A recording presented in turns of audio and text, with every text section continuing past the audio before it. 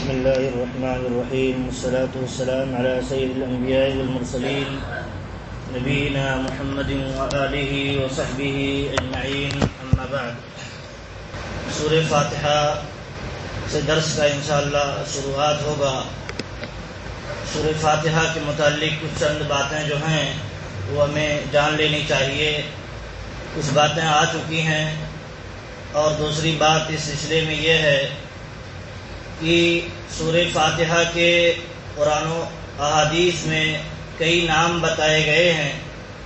جیسا کہ 2 نام کا تذکرہ قرآن کریم کے حوالے سے گزرا تھا. یہ 7 مثانی ہے اور قرآن عظیم ہے. ایسے ہی اور بھی بہت ساری احادیث میں دوسرے نام بھی ذکر کیے گئے ہیں. سلفی صالحین کے اقوال میں بھی کئی نام کا تذکرہ ملتا ہے. دراصل آپ دیکھیں کہ جس چیز کی کئی ناحیے سے خوبی ہوتی ہے اس کے اندر کئی خوبیاں ہوتی ہیں تو اسی اعتبار سے اس کے نام بھی کئی ایک ہوتے ہیں. سورہ فاتحہ کی کئی خوبیاں ہیں, اسی لیے اس کے اچھے نام بھی بہت زیادہ ہیں.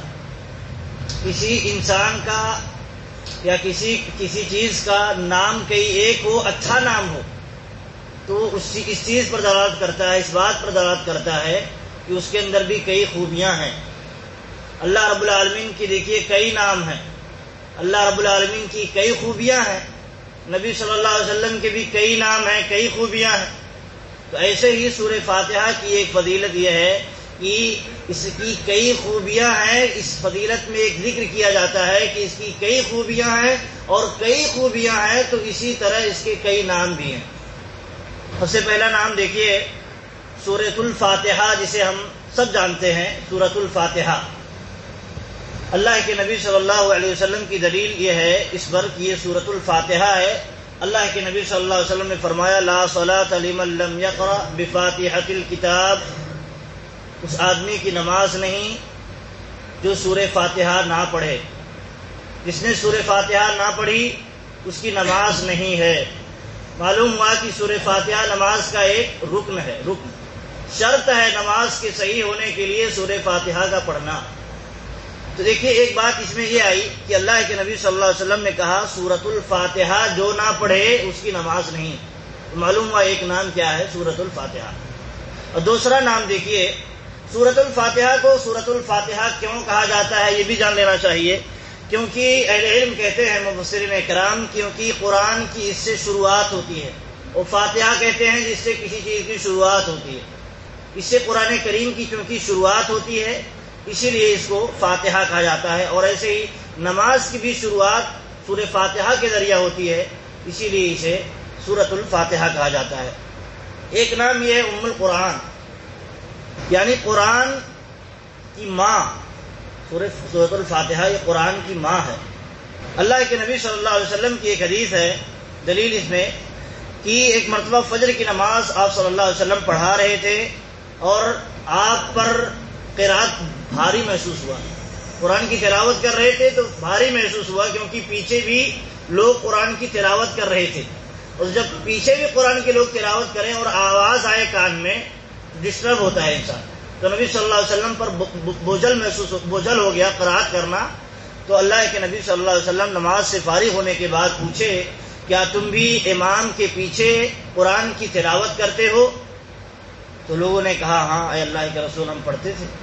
تو اللہ کے نبی صلی اللہ علیہ وسلم نے کہا کہ یہ ایسا نہ کرو, لا تفعلوا الا بام القرآن, تم ایسا نہ کرو, امام کے پیچھے اگر رہو تو تم یعنی ام القرآن کے سوا کچھ نہ کرو. ام القرآن معلوم ہوا کہ سورۃ الفاتحہ کا نام ایک ام القرآن بھی ہے. اور یہ بھی معلوم ہوا کہ اللہ کے نبی صلی اللہ علیہ وسلم نے آگے فرمایا اس کی وجہ ہے کہ سورہ فاتحہ ہی پڑھو, اس کے علاوہ کچھ نہ پڑھو. اس کے علاوہ صورتوں کے بارے میں ذکر ہو رہا ہے, صورتیں نہ پڑھو.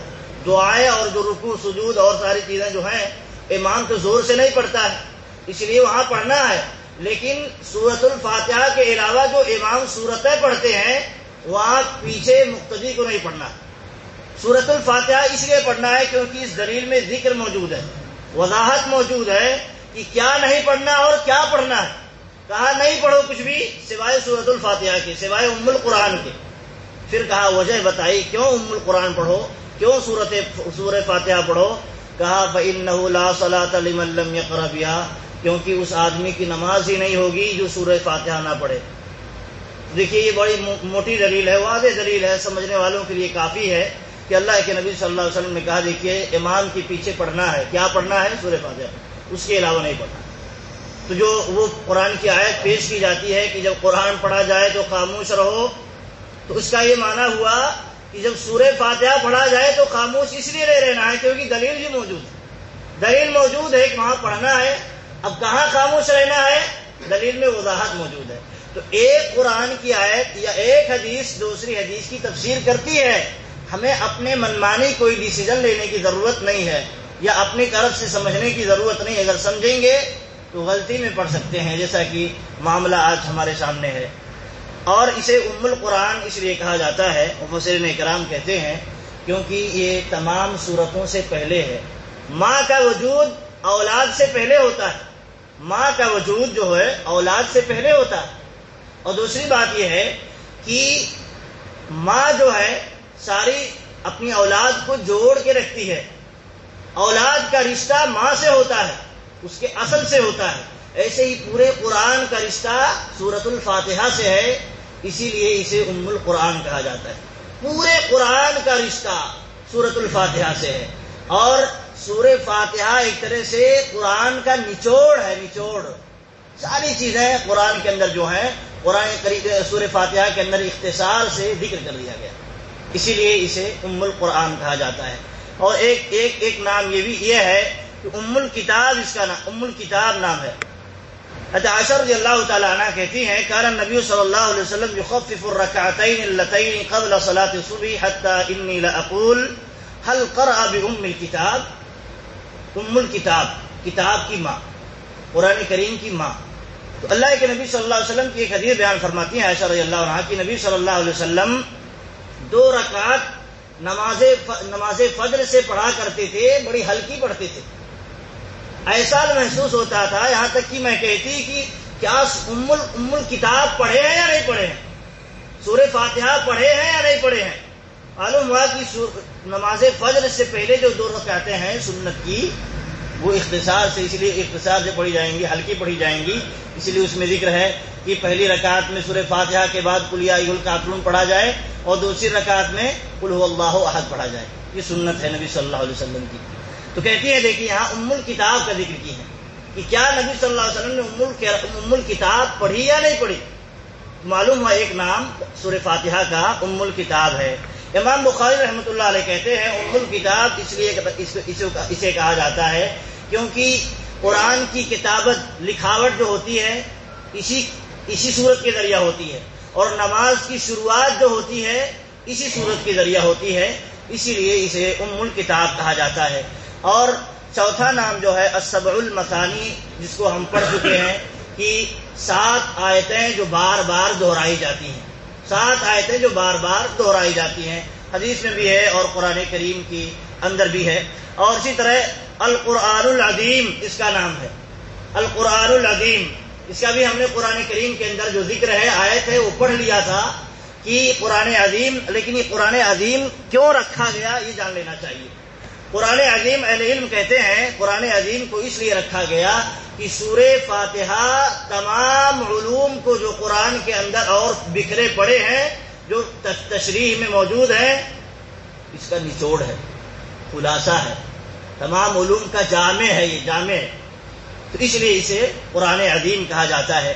اور اس لیے بھی کیونکہ یہ ہدایت کی طرف جو رہنمائی کی چیز ہے اس کی دلالت کرتی ہے یہ سورت، اور برائی والے جو راستے ہیں اس سے روکنے کی دعوت دیتی ہے. اور پورا قرآن اسی سے بھرا پڑا ہے، اچھائی کی طرف دعوت دینا اور برائی سے روکنا، یہ قرآن کریم کا گویا خلاصہ ہے. اسی لیے اس کو قرآن عظیم کہا جاتا ہے. اور ایک نام کیا ہے سورۃ الحمد، یعنی الحمدللہ رب العالمین. اور اسی طرح اس کا ایک نام رقیہ ہے. نبی صلی اللہ علیہ وسلم کے دربار میں صحابہ کرام آئے جو کہیں علاقے میں گئے تھے سفر میں، تو ایک صاحب کو رقیہ کر دیے تھے سورہ فاتحہ پڑھ کر کے. انہیں ڈنک مار دیا تھا، کسی چیز نے ڈس لیا تھا، تو سورہ فاتحہ پڑھے تھے، وہ تو شفا یاب ہو گیا تھا. تو نبی صلی اللہ علیہ وسلم نے کہا کیسے تمہیں معلوم ہوا کہ یہ رقیہ ہے؟ رقیہ ہے یعنی یہ سورۃ فاتحہ شفا کا بھی کام دیتا ہے، کیسے معلوم ہوا؟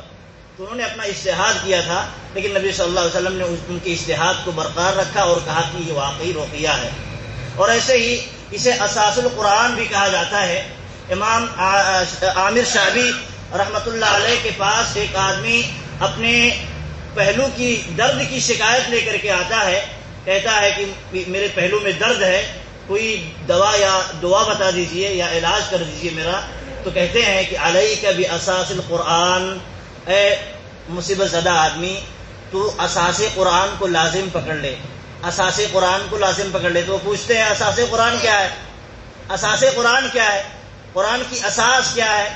پھر وہ کہتے ہیں سورۃ الفاتحہ، کہتے ہیں یہ سورہ فاتحہ ہے۔ تو اس کو لازم پکڑنے کی بات اس لیے کہی گئی کیونکہ اس میں شفا ہے۔ آگے اس کا تذکرہ آئے گا، کیا یہ ہر مرد کے لیے شفا ہے یا خاص مرد کے لیے شفا ہے؟ اس کا تذکرہ انشاءاللہ حدیث کی روشنی میں آئے گا۔ اللہ رب العالمین سے دعا ہے کہ جو کچھ ہم سنتے ہیں اللہ رب العالمین اس کے مطابق سننے، سمجھنے اور عمل کرنے کی توفیق دے۔ آمین وآخر دعوانا الحمدللہ رب العالمین۔